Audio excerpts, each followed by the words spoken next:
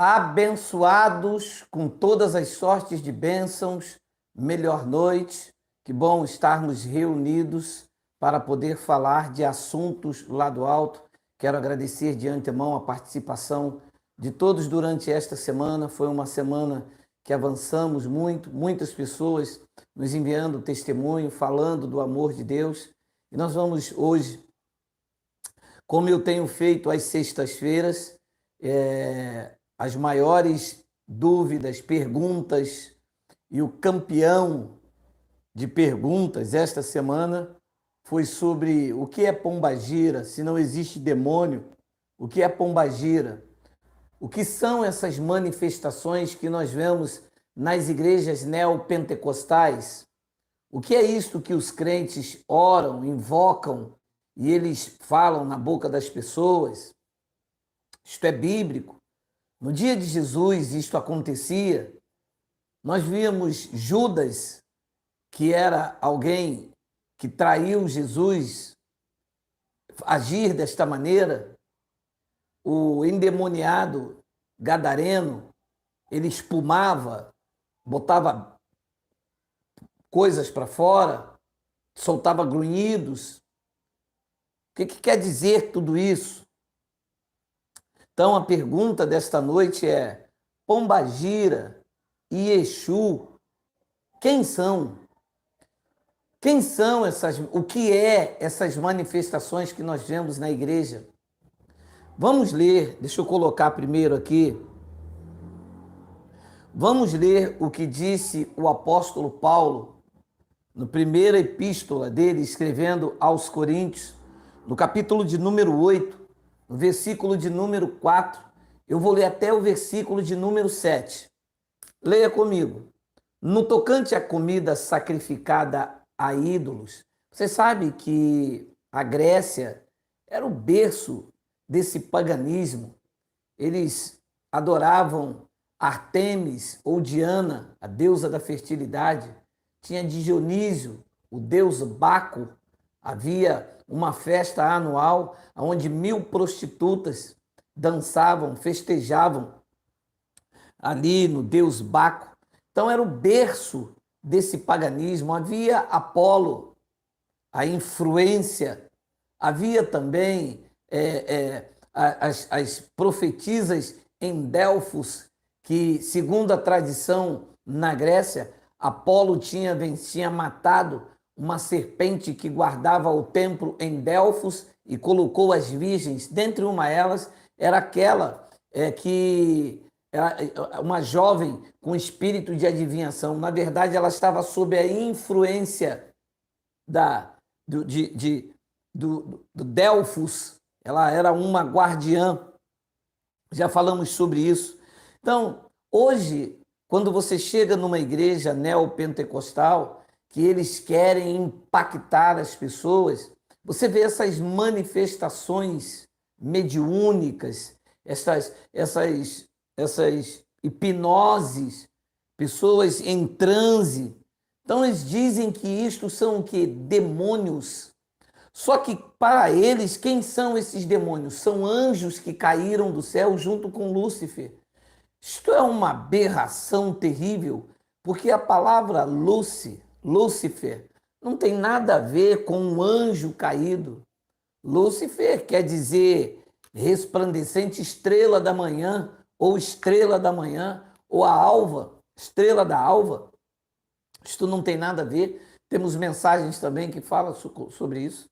A realidade é que eu, você, que saímos desse ambiente corrompido, lutamos várias vezes com batalhas espirituais, tínhamos visões infatuadas na nossa mente. O ambiente em que nós vivíamos corrompia a nossa mente a ponto da gente realmente ver. Você acaba tendo visões, alucinações. Você vê vulto, você vê diabo, você vê demônio, porque o ambiente ali corrompe. Como é que hoje, na graça de Deus, a gente não vê nada? Como é que a gente não vê manifestações? Como é que no local onde a gente se reúne aqui no Sarapuí, os irmãos se reúnem em graça, hoje não tem mais demônio nenhum caído? Então, Vamos ler o que Paulo disse em 1 de Coríntios, capítulo 8, versículo de número 4, eu vou ler até o versículo de número 7. No tocante à comida sacrificada a ídolos, sabemos que o ídolo de si mesmo nada é no mundo e que não há senão um só Deus. Bem, antes de ler o versículo 7, o apóstolo Paulo está dizendo aqui categoricamente, estava dizendo categoricamente, que o ídolo, ele não é nada. As pessoas é que dão credibilidade. Então ele diz no versículo de número 5, porque ainda que há também alguns que se chamam deuses, quer no céu ou sobre a terra, como há muitos deuses e muitos senhores. Já estudamos sobre isso. Nos dias de Paulo, o Deus daquele século, Moisés, cegou o entendimento das pessoas. Jesus disse, se a palavra de Deus foi liberada a quem ele chamou deuses, e a palavra não pode falhar. Então ele disse no versículo de número 6, todavia, para nós, há um só Deus, o Pai, de quem são todas as coisas, para quem existimos, e um só Senhor, Jesus Cristo, pelo qual são todas as coisas, e nós também por ele. Entretanto, não há esse conhecimento em todos, porque alguns, por efeito da familiaridade até agora com o ídolo, ainda comem dessas coisas como a ele sacrificada, e a consciência desses, por ser fraca, vem contaminar-se. Então havia uma influência muito grande, e algumas pessoas, por conta da familiaridade, do convívio com aquelas práticas pagãs, então comia, se oferecia comida aos ídolos pagãos. Mas a verdade é que o versículo de número 4, Paulo diz que os ídolos não são nada. Meu irmão, a ignorância, ela é muito letal. Porque, veja, em nenhum momento das Escrituras, quando Jesus curava, e nós já falamos que uma pessoa endemoniada, no conceito judaico, ela estava com o seu daimon, com o seu espírito alterado. No conceito judaico, era Azazel, o bode, que levava esses espíritos. Isso era um conceito. O bode não levava espírito de ninguém. Então, para os judeus, no conceito judaico, essa pessoa ela estava endemoniada, com seu espírito impuro. Ela estava com seu estado de espírito alterado. Então, pode ver e analise, por favor, que todas as vezes que alguém aparecia endemoniado, é que ela estava com uma enfermidade, estava associada a uma enfermidade. Ou a pessoa era cega, muda, ou ela tinha convulsões que a medicina da época não conseguia diagnosticar, e os judeus diziam que ela estava, então, com o espírito alterado. E, então, na Babilônia, na influência persa, na influência das religiões, outrora, pagãs, eles acreditavam que Baal-Zebu era quem curava. Tanto é que o rei Acabe, quando ficou doente, ele mandou ir consultar a Baal-Zebub. Quando Jesus curava as pessoas possessas de enfermidade, e o conceito judaico dizia que ela estava endemoniada, seu estado de espírito alterado, quando Jesus curava, eles diziam, este homem cura pelo dedo de Baal-Zebu. Por quê? Porque Baal-Zebu, o deus de Ecrom, era o que curava. Então, Jesus foi chamado de Baal-Zebu. Jesus foi chamado de príncipe dos demônios. Dizia que ele curava pelos dedos do demônio. Dessa influência do ídolo, que Paulo disse, não é nada. Abençoados, não existe poder em nenhum ídolo feito por mãos de homens. Tudo o que se ouve falar na igreja, quem está aí? É Pombagira. Ué, Pombagira é? Ué, mas quem é Pombagira? É uma invenção. Não há relato na Bíblia. Pare e pense comigo. Como é que uma abençoada no nosso canal disse, Geraldo, Pombagira, ela entrou em Jezabel, ela também entra nas mulheres. Então, espera aí. Significa que essa pombagira era uma mulher que morreu e entra agora nas mulheres? Quer dizer que ela não morre, ela tem vida eterna, vagando por aqui? Como que eu, um homem maduro, próximo de fazer 56 anos, posso acreditar numa lorota dessa? Quer dizer que a pessoa de bem morre e acabou. E uma mulher, então, morreu e ela entra dentro do corpo de uma pessoa, a pessoa tem um corpo aberto, entra, sendo o templo do Espírito Santo. Como que se eu pude acreditar nisso? Como é que deixa a pessoa com os seus sentidos assim deturpados? Como é que um homem pode acreditar que a mulher que faz sexo, que tem o seu apetite carnal desenfreado, é porque a pombagira que entrou em Jezabel está viva até hoje e entra naquela mulher? Ora, mas outra coisa eu preciso entender também. Ora, existe 1 milhão, não sei quantos milhões de prostitutas. Então, existe milhões de pombagiras? Ou a pombagira também, ela é onisciente, onipresente? Porque tem uma prostituta no centro de Caxias fazendo um programa. Tem outra prostituta no centro de Manaus, São Paulo, Piauí, Acre. Todos os lugares que você vai tem prostituta. Ora, se tem prostituta em todos os lugares tem pombagira. Naquela igreja ali, o pastor orou, a pombagira se manifestou. Naquela outra lá, apareceu pombagira também. Há um tempo atrás, um pastor colocou a mão na cabeça da mulher e disse: toda pombagira, todos os espíritos, todos os demônios que estão naquela igreja, sai daquela igreja e entra aqui agora. E ela manifestou lá um Exu.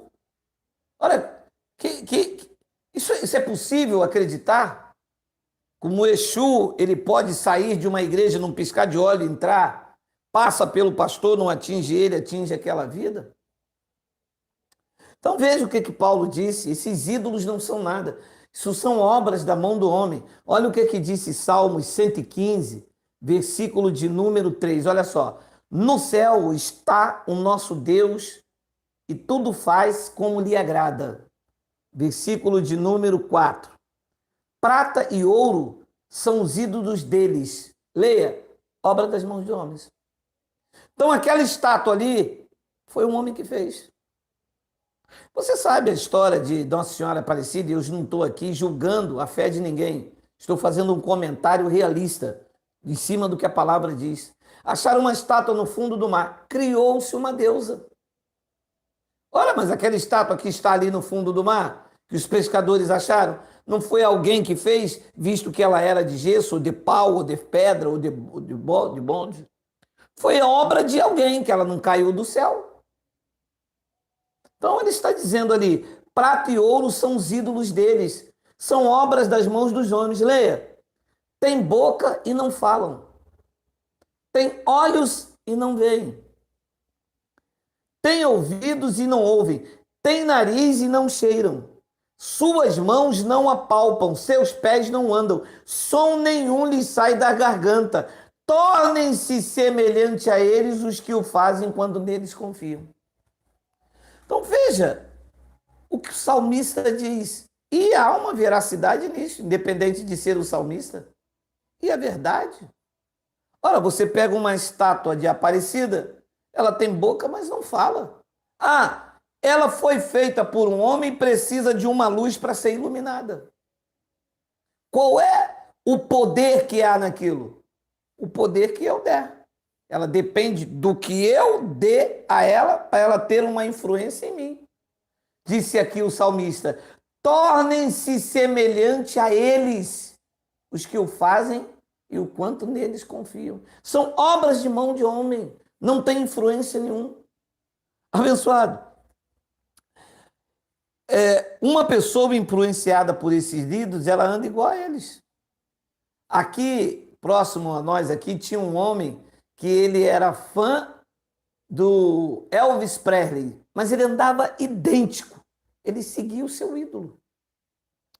Então, é preciso apresentar isto, porque a igreja tradicional, diz que nós não acreditamos em demônio. Não acreditamos porque eles não existem. Os demônios como ídolos. Imagina, o cara faz uma estatueta de um homem vermelho de barba com uma cauda e um tridente. Da onde se tiraram que o diabo é vermelho e tem um tridente? Não existe isso. E como é que se dá um poder? Você passa nessas lojas de artigo religioso, as pessoas vão lá, jogam moeda, dão um maço de cigarro, uma garrafa de pinga, como se aquilo tivesse vida. Olha isso, olha isso. Vou repetir.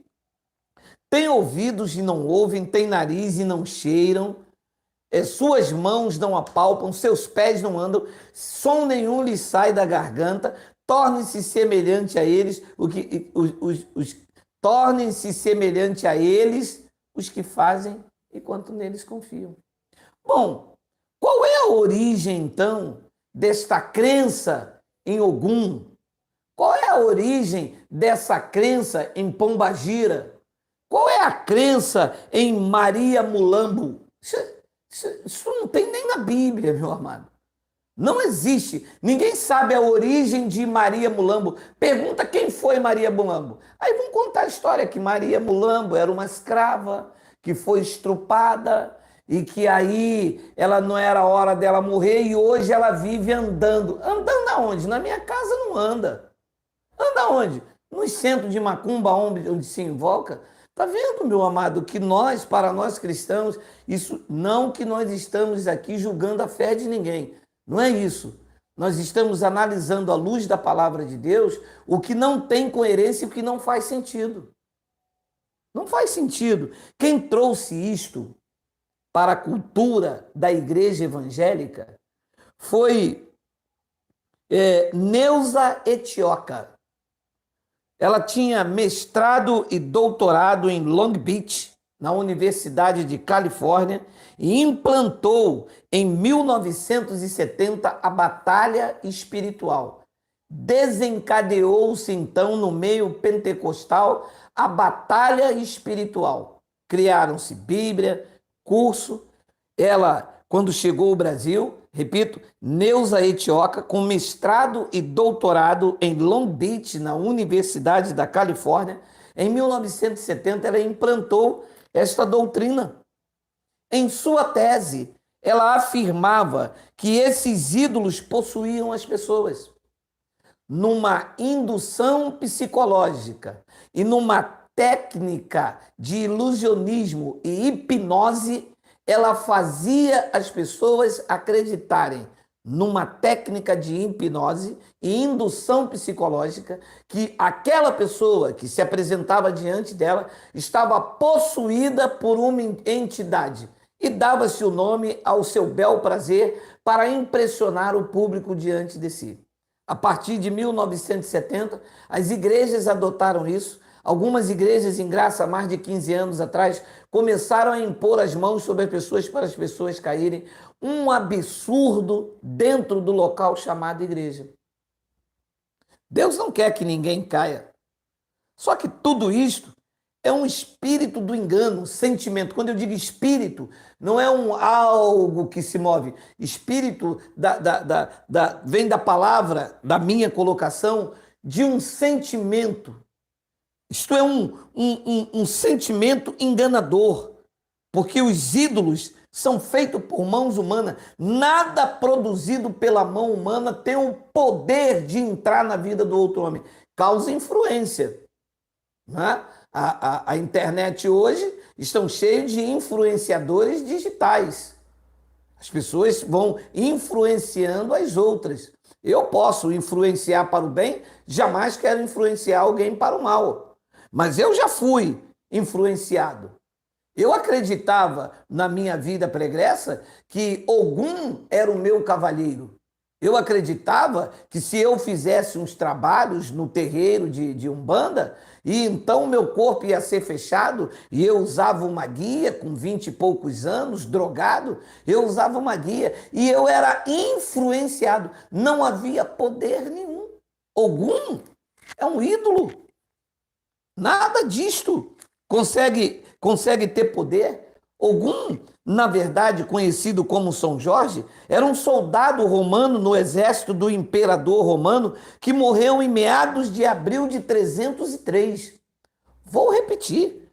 Jorge era um soldado romano no exército do Império Romano, claro, que morreu em meados de abril de 303. Ora, se ele morreu em meados de 303, como ele pode me proteger a mim que está vivo? Se ele foi morto em 303, como ele pode defender a mim que era de uma vida preguiça se ele era soldado? Se ele era soldado, ele não vai defender alguém que é bandido. Se ele morreu em 303. Se Maria morreu, como que Maria pode interceder por mim se ela está morta? Então são esses enganos que vêm cegando os olhos das pessoas durante anos a fios. Pessoas pagando promessa com estatuetas dentro de sua casa. Ah, você é contra isso? Não, não sou contra isso. Nós não estamos contra a prática de ninguém. Isso não é um canal de intolerância religiosa. Isto é um canal de intolerância à ignorância espiritual. Mas cada um é livre para fazer o que quiser. Eu estou dizendo que eu já fui devoto de São Jorge. Eu acreditava na minha vida pregressa que eu poderia sair a noite toda e se acontecesse alguma coisa, eu recitasse lá um mantra e depois dizia que Ogum era o meu cavalheiro. Como que Ogum poderia ser meu cavalheiro? Que o nome atribuído a Ogum, aquela estatueta, era de um soldado romano que morreu em 303. Meu amado, o único que morreu e ressuscitou foi Cristo. Alexandre o Grande, Buda, Confúcio, Mahatma Gandhi foram grandes ídolos. O rei do rock, Elvis Presley, o rei do pop, Michael Jackson, todos os ídolos sucumbiram. O único que venceu a morte e está vivo pelos séculos dos séculos é Yahshua Mashiach, no hebraico conhecido como Jesus, o Messias. Ou Jesus, o Messias, no hebraico é Yahshua. Este é o único que está vivo. É o único que é digno de receber honra, glória, louvor, adoração, império. Todos os ídolos sucumbiram. Alexandre o Grande, com seu poder e com seu império, acabou. O grande astro Michael Jackson morreu, sucumbiu. Podem fazer estátuas, podem fazer estatuetas. O grande ídolo Elvis Presley morreu, sucumbiu. Pó. Napoleão Bonaparte. Acabou. Hitler. Acabou. O único que está sentado no trono do universo e governa todas as coisas pela palavra do seu poder é o cabeça da igreja. Não existe esse negócio de Jorge virou Ogum e ele me protege. Existem as pessoas influenciadas por isso, que não são nada. Não pode me tocar, não pode me guiar, não pode me proteger. Um pedaço de madeira, de pau, não pode me proteger. A minha fé não está nessa caneta. Essa caneta não tem poder nenhum. A não ser eu, na minha ignorância, atribuir esta caneta a uma imagem, a uma estátua. E, infelizmente, os evangélicos, nossos irmãos em Cristo, vivem numa batalha espiritual contra a pombagira. Vê uma mulher de batom, diz, sai pombagira. Aonde está a revelação de que a pombagira usava batom? Não tem. Estudam, e quanto mais estudam, mais ignorantes ficam. Aonde é que está na Bíblia esta prática de expulsar pombagira. Jesus nunca expulsou pombagira, Maria Mulambo, Exu Caveira. Não tem uma passagem na Bíblia que tenha alguma entidade com o nome Exu Caveira. Isto são invenções. Repito, isto foi uma influência traga por Neuza Etioca a partir de 1970 e implantou essa doutrina da batalha espiritual. Ganhou milhões e milhões de cruzeiros no Brasil na época do cruzeiro. Bíblias com batalha espiritual, batalha financeira, conquista disso, conquista daquilo. E esqueceram de render honras e glórias àquele que venceu a morte. Olha que lindo o que Paulo disse, olha só. 2 de Timóteo, capítulo 1, versículo 1. Paulo, apóstolo de Cristo Jesus, pela vontade de Deus, lembra daquilo que eu falei? Não tem unção para passar para ninguém. É pela vontade de Deus, de conformidade com a promessa da vida que está em Cristo Jesus. A vida, o poder indissolúvel da vida, não está em Mahatma Gandhi. O poder não está em Confúcio, não está em Padim Cisso. O poder indissolúvel, a vida está em Cristo. Quem está em Cristo usufrui desta vida e desta vida com abundância.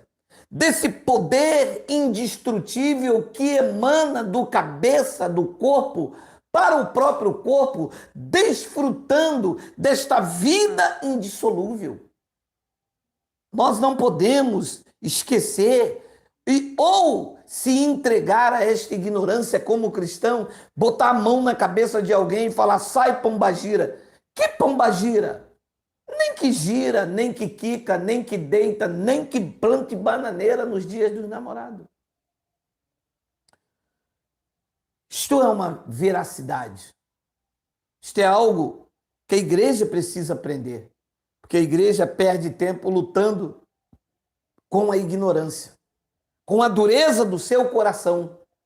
Tantas coisas para lutar.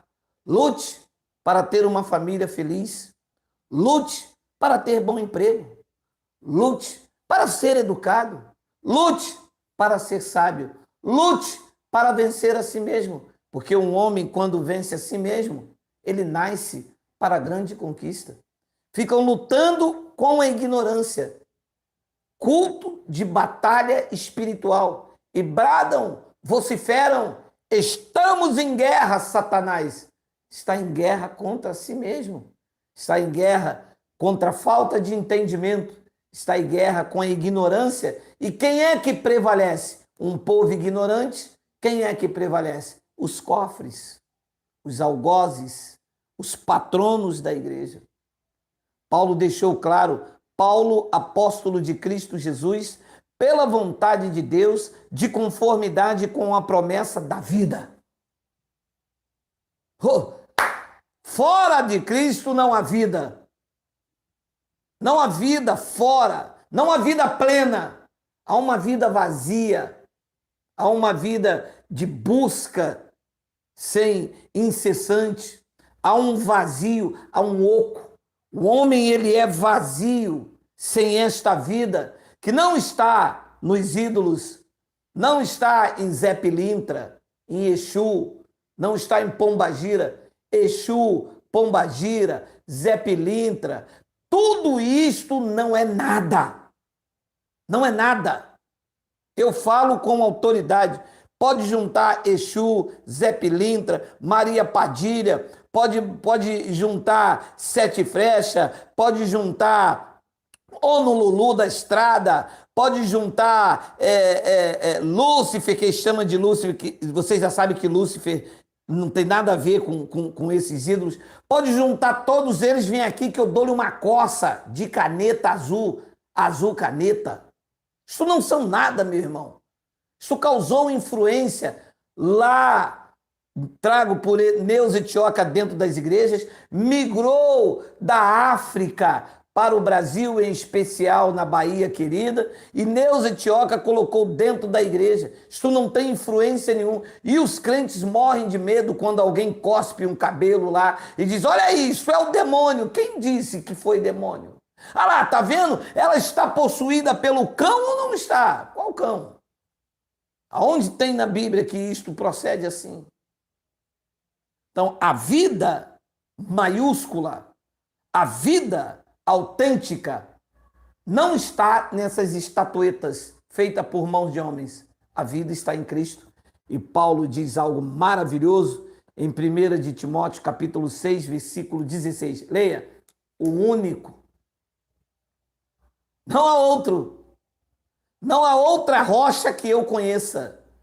O único que possui imortalidade e que habita em luz inacessível, a qual homem algum jamais viu, nem é capaz de ver. A ele. Não é Exu, não é Ogum, não é a Pombagira, não é Maria Mulambo, não é Honolulu da Estrada. Diz que o único que possui imortalidade. Os demais são obras, ídolos feitos por mãos de homem. Tens pés, mas não andam. Tem boca, mas não fala. Olhos têm, mas não enxergam. Nariz, e não sentem cheiro. O rei, o cabeça, esse sim, a tudo vê, a tudo escuta, se move, está aqui, está aí com você, está na tua casa, está na tua família, está na tua vida, lhe gerando vida e vida com abundância, numa autoridade, num poder sobrenatural que você creia que você pode fazer infinitamente mais. Você pode acreditar, você pode ir além, você pode conquistar. Nós podemos crer no amanhã, porque a vida de Cristo, esta imortalidade que habita na luz inacessível, está agora na minha vida, na tua vida. E nós, participando dessa natureza divina, não tememos mal nenhum, principalmente aquilo que é feito pela mão de outro homem. Concluindo, o único que possui imortalidade, que habita em luz inacessível, a quem homem algum jamais viu, nem é capaz de ver, a ele honra e poder eterno. Amém. Sabe quem é esse que eu estou falando? O Rei dos Reis, o Senhor dos Senhores, aquele que está na tua vida, te conduzindo em triunfo e te fazendo viver em perfeita vitória. Na melhor noite de nossas vidas, um excelente fim de semana. Amanhã, 11h40, eu estou de volta. Assim é, um grande e caloroso abraço. Graça e paz.